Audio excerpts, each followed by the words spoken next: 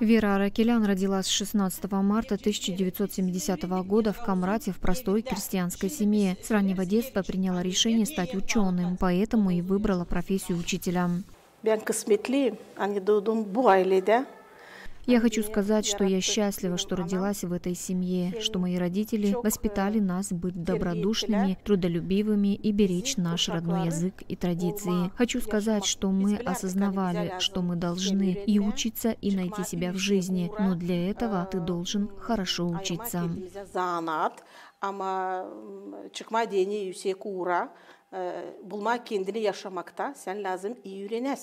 Вера Афанасьевна более 35 лет преподает гагаузский язык и традиции гагаузского народа. В целях повышения интереса учащихся к дисциплине она использует различные методы и технологии. Несколько лет назад по ее инициативе в учебном заведении был открыт музей.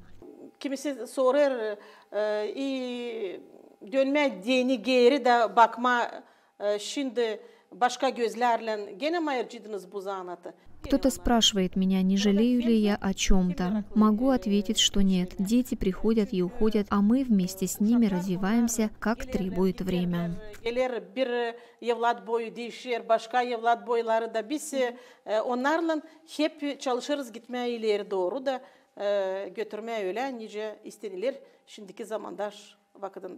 Любовь к профессии Вера Аракелян смогла преподать и своим детям. Одна из ее дочерей работает преподавателем гагаузского языка. С раннего детства она являлась для меня примером во всем. И еще будучи совсем маленькой, я присутствовала на ее уроках, видела, насколько это интересно и ей, и ее ученикам. И, наверное, это первое, что поспособствовало тому, чтобы я выбрала профессию учителя.